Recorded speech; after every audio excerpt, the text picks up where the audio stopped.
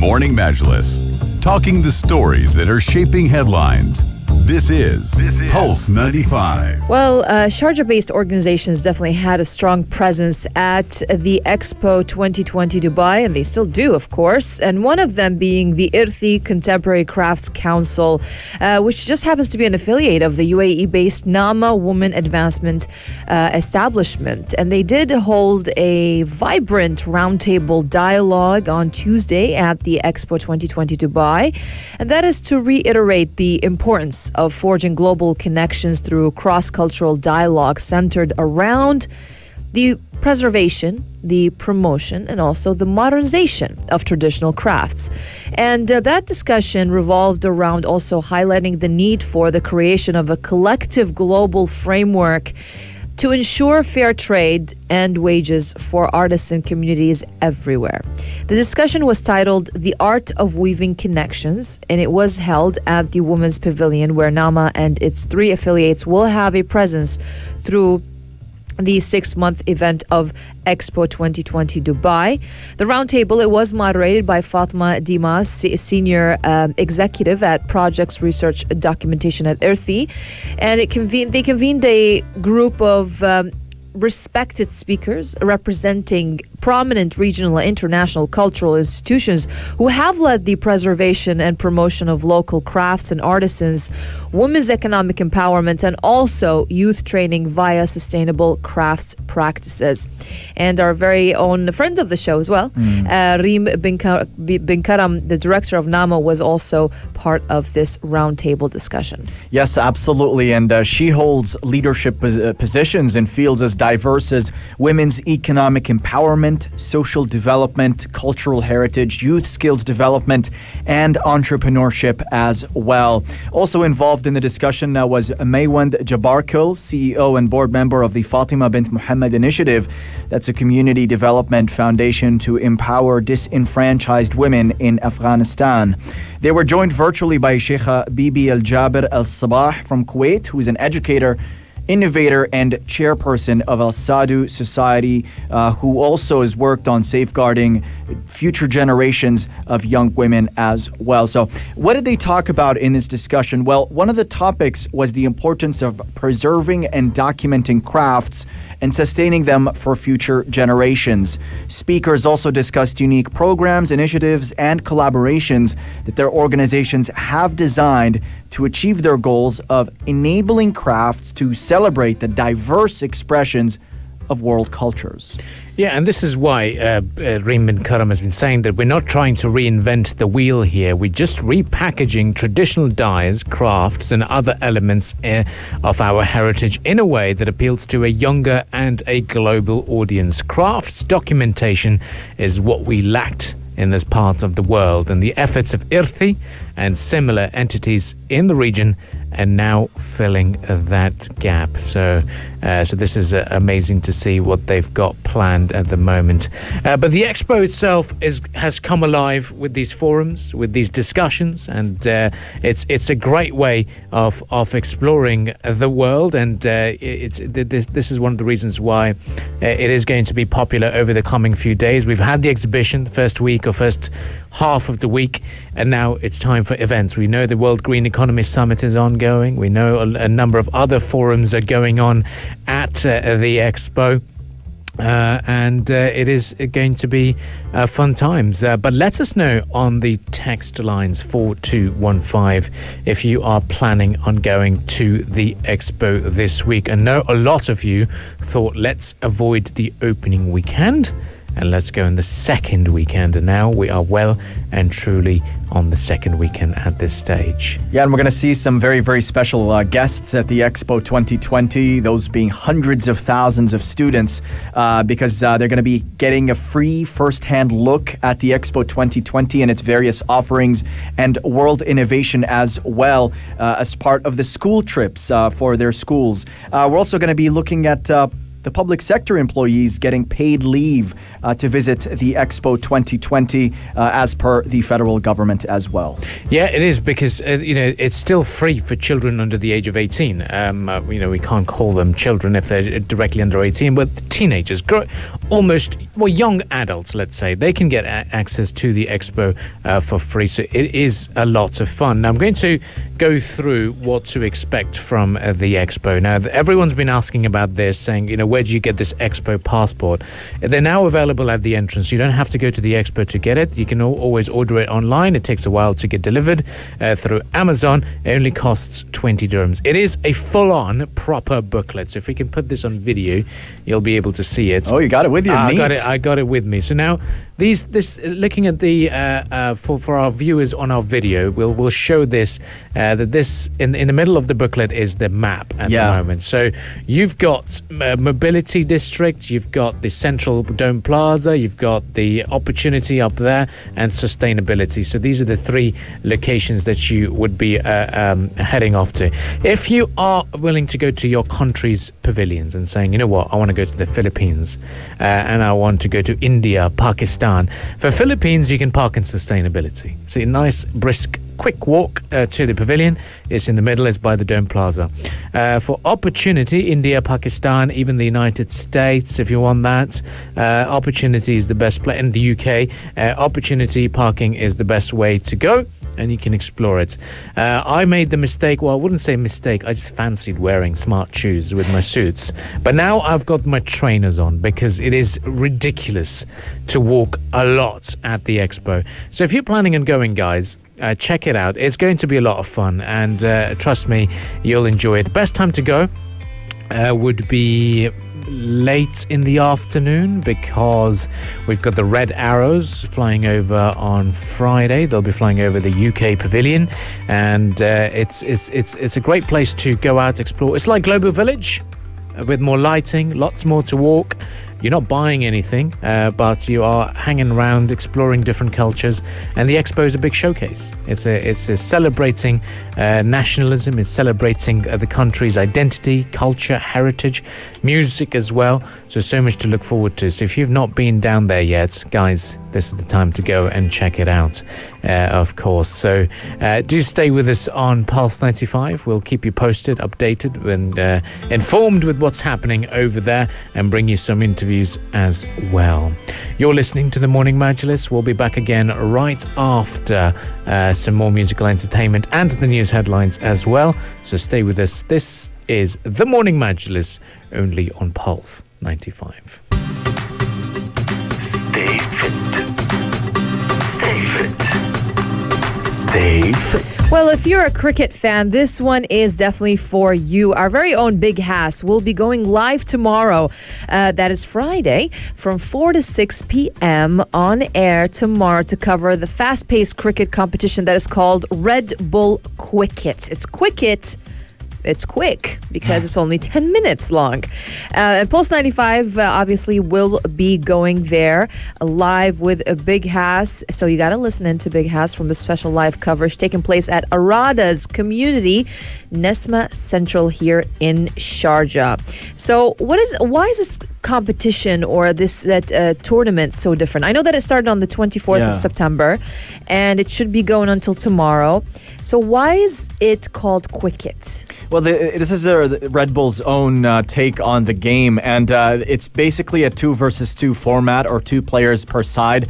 They use a soft tennis ball to play this game, and each match lasts 10 minutes and consists of 2 overs per innings and 6 balls per over, and each bowler 1 over as well. And on field are small goal posters of Red Bull Quicket with signs saying this one is 3 runs, 5 runs, and 6 runs. And the game is essentially simple. You just have to hit those goal posts, and the team is awarded runs accordingly.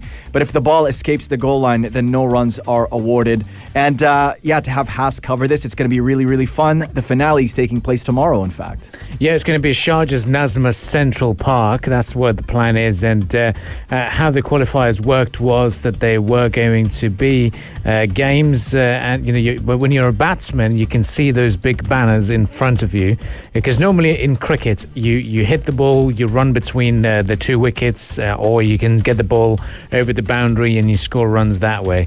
This one's tricky. This is more like a bullseye thing. You got to hit the target to get those runs. So there were banners that said 3 runs, 5 runs, or 6 runs, and if the ball escapes that goal line, there are no runs rewarded. So no matter how good your stroke is or your shots is, it's not going to get you runs unless you hit that target. So that's quite cool.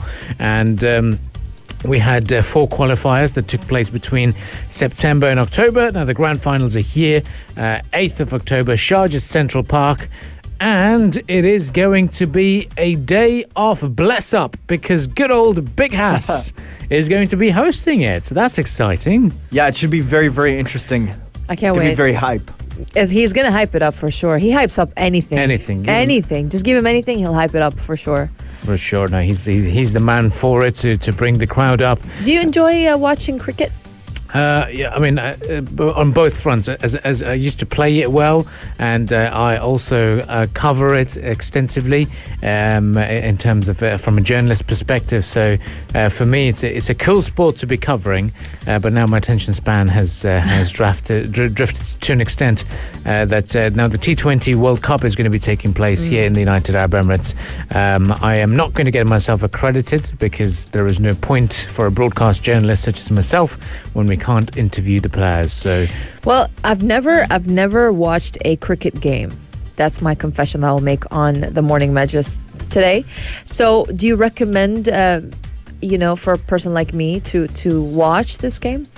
I would say this cricket would be a good idea to get, because it's quick. It's quick, and a normal cricket game lasts how long? Yeah, so T20 would last about 3 hours. T20 is a format of It's a cricket? format. So here you're playing 2 overs. So this means a bowler will have 6 bowls, or 1 set of an over to bowl, and the other. So there's 2 times that a single bowler will be aiming at the wicket, so throwing the ball at the batsman.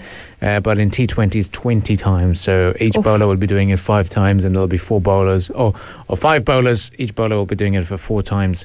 So a game could easily last a couple of hours. Couple of hours. So if you're in a nice little venue, in nice leather seats, and chilling, sipping your coffee away, and watching it on the big screen, you can have some. You can spend the whole evening.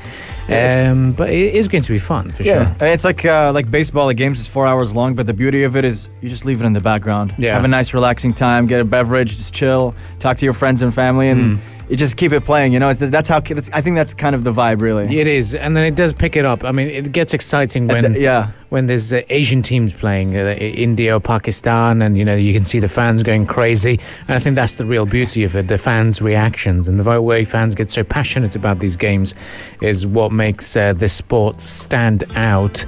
But I would recommend to Rania to watch and catch this, because Big Hass is going to hype it up anyway. But when you do play it, when you watch this game, because it's going to be very quick, you understand the basics of how a bowler bowls. Why does a bowler need to hit a specific target? Why does he need to play these aggressive shots? And so then tomorrow from 4 to 6, I'm going to be on this. Nazma Central, guys. Yep. And if you want to catch it on the airwaves, Big Hass is going to be live on Pulse 95, 4 to 8 p.m. That's going to be the big story as well. And another big story to hype up for all of you is going to be the drone competition. Here at Pulse 95, you stand the chance to win tens of thousands of dirhams in prizes by flying your FPV drone up in the air and shooting the beautiful emirate of Sharjah in a video that is 60 seconds or less. All you have to do is post the video on social media, tag Pulse 95 Radio, and use the hashtag SharjahAbove. That's a simple hashtag, guys. And if you didn't grasp the idea, well, Iman Al-Majali will brief you in terms of how you can do it. Pulse 95. The Morning Majlis, talking the stories that are shaping headlines. This is Pulse 95. The game streaming platform Twitch has been the victim of a massive data leak. Now, if you're not familiar with Twitch, it's an Amazon-owned firm. Who's this? Hey, how's it going? Our program director just walked in. We're talking about the Amazon-owned platform Twitch. Now, they're the subject of a data leak. And what happened was, the platform is where people go in to watch people play video games, in essence. It's almost like a radio show. It's just that people are playing video games. Now, more than 100 gigabytes of data was posted online just yesterday.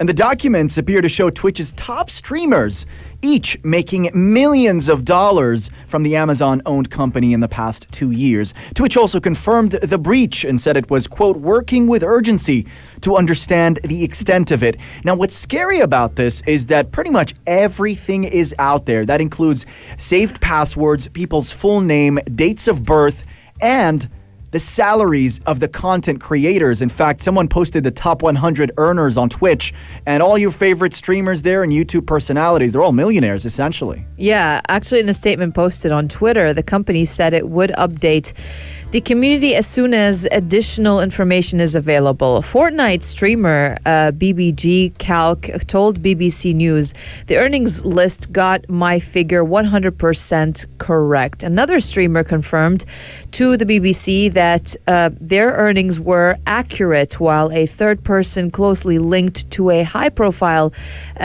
player said the details were about right as well. And those behind the leak also claimed to have the source code for the video platform itself as well.